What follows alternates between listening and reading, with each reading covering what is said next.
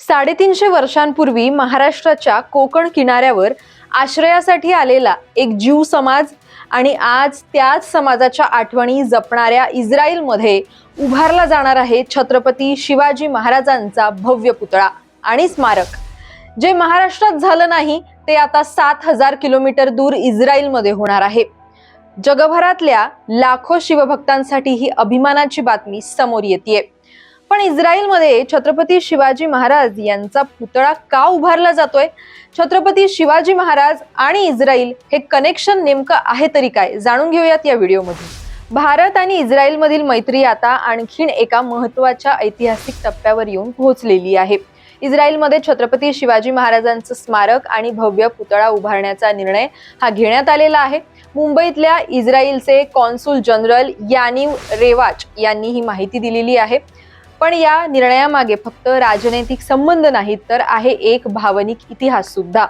शेकडो वर्षांपूर्वी जेव्हा जगभरात ज्यू समाजावर अत्याचार होत होते, तेव्हा महाराष्ट्राच्या कोकण भूमीनं त्यांना आसरा दिला होता। हेच बेने इस्रायल म्हणून ओळखले जाणारे मराठी ज्यू समाजाचे पूर्वज आहेत। या समाजातल्या अनेकांनी छत्रपती शिवाजी महाराजांच्या स्वराज्यात सेवा बजावली, मराठा आरमाराच्या उभारणीमध्ये योगदान सुद्धा दिलं आणि स्वराज्यासाठी आपल्या शौर्याची छाप उमटवली। आज त्याच ऐतिहासिक नात्याला उजाळा देण्याचा प्रयत्न इस्रायल करत आहे। विशेष म्हणजे हा केवळ पुतळा उभारण्याचा प्रकल्प नाही, तर इस्रायलमध्ये शिवाजी महाराजांबद्दलच्या पुस्तकांचे हिब्रू भाषेत भाषांतर करण्याचाही विचार सध्या सुरू आहे, जेणेकरून इस्रायली नागरिकांना हिंदवी स्वराज्याचे संस्थापक, दूरदृष्टीचे शासक आणि अद्वितीय योद्धा असलेल्या शिवरायांचा इतिहास हा समजेल। एकेकाळी महाराष्ट्रानं जपलेलं हे नातं आज हजारो किलोमीटर दूर इस्रायलच्या भूमीवर नव्या स्वरूपात पुढे येताना दिसत आहे।